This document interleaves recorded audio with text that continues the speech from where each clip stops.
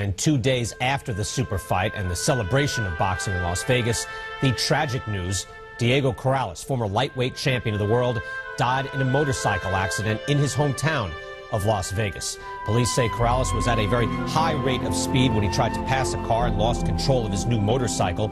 He was thrown from his bike and shortly thereafter pronounced dead at the scene. Corrales was wearing a helmet. It's not yet known if any other factors like alcohol were involved. Tests will be done. A makeshift memorial immediately springing up to honor the Sacramento native who went to Vegas to fight those big fights. What is a matter of observation by all of us in boxing was just how down-to-earth and accessible Corrales was to all around him. There was no other champion who was better to fans and better to the sport than the man we lost this week. Introducing to you first, ladies and gentlemen, the WBO champion on my right, fighting out of the red corner. Wearing white trunks with red trim, he is fighting out of Las Vegas, Nevada, by way of Sacramento, California. He weighed in at the lightweight limit of 135 pounds even. His record stands at 39 wins, 2 losses, 32 big wins coming by way of knockout. Ladies and gentlemen, please welcome the former IBF and WBO Junior Lightweight World Champion and the current WBO Lightweight Champion of the world, introducing Diego Chico Corrales.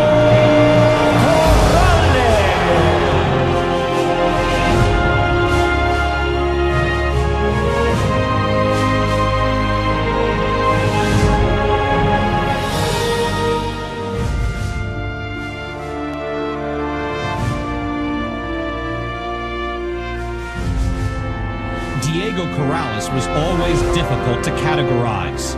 At nearly 5'11", he was an unlikely lightweight. And while he looked frail, he was a top-notch knockout artist.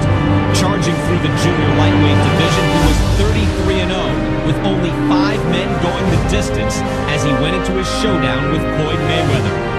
While it may have been a disappointing night for Corrales, it provided a glimpse of his fighting character. Knocked down for the 5th time in the 10th round, it was his corner that stopped the fight, with Corrales protesting. It was after this loss when Corrales, accused of striking his pregnant wife, went to jail for 14 months. Another seeming contradiction to someone so open and normally friendly. When he came back in 2003, he won 4 straight fights before challenging Joel Casamayor. In a typical slugfest, the fight was stopped because of serious cuts.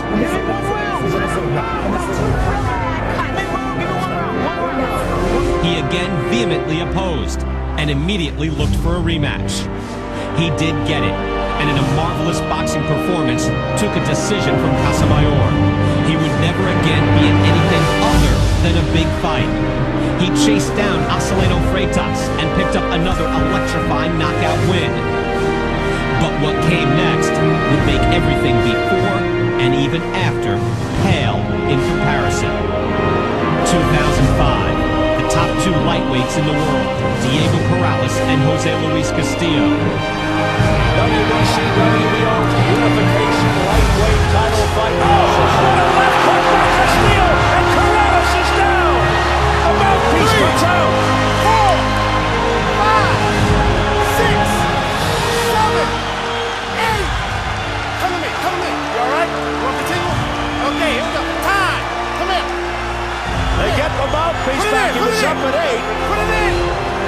Let's go. Here we go. Gustin trying to get involved. What a dramatic moment here in round 10 as Corrales hits the canvas. Castillo looking to finish it here. He goes down again.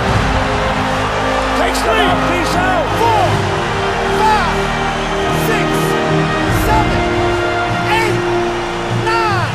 Come in. You all right? You all right? Come on, let's take 1 point off. Time. 1 point off here. 1 point off. 1 point. Excessive spitting out of the mouthpiece. A point deducted. Come on, come on. Spit out the mouthpiece. To make matters even worse now. Getting silent now. Time for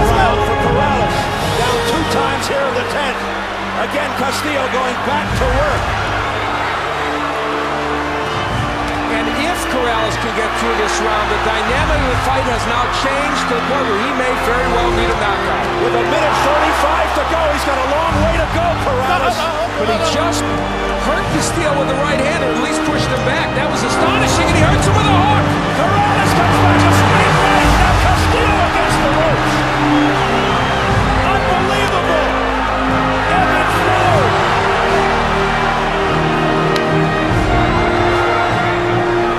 They're all standing here. And they go. Corrales coming back after being on the canvas twice here in the 10th. And Castillo steps back. Corrales waiting. Castillo's in trouble. Weak steps in, and the fight is over. Corrales with a remarkable, dramatic turnaround to win this fight. Unbelievable.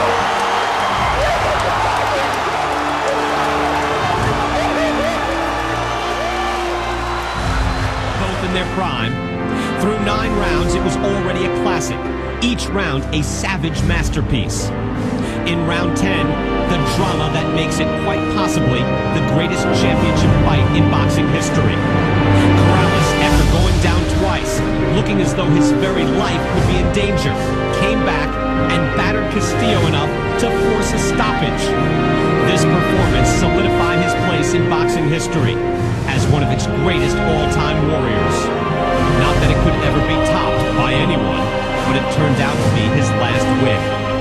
His death coming 2 years later, to the very day of his greatest triumph. The signature effort from a man with an incredible force of will.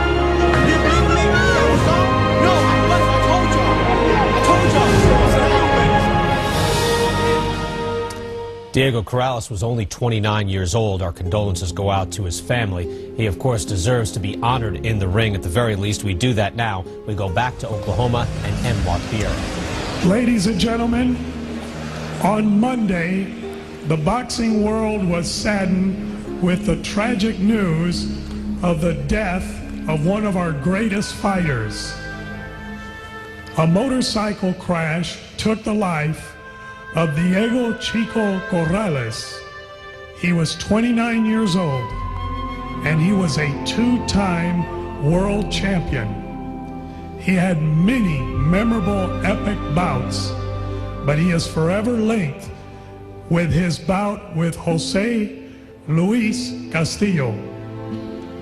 Ladies and gentlemen, in honor of this great fighter who is involved in so many great fights, but also in honor of the type of person that he was outside of the ring, we present this memory and this tribute with a 10-bell salute.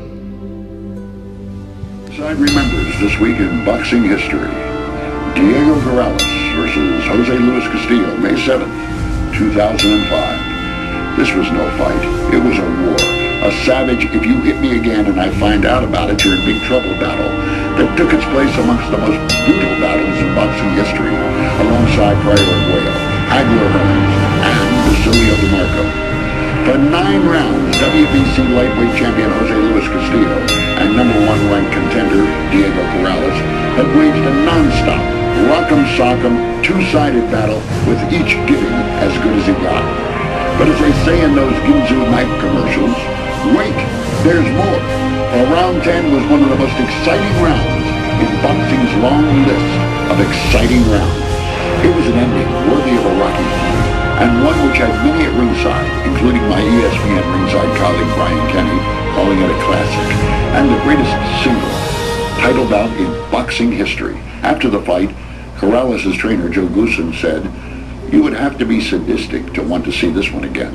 But the fans did, and in their rematch 5 months later, Castillo turned the tables on Corrales, knocking him out in the 4th, this time without any controversy about a spat-out mouthpiece.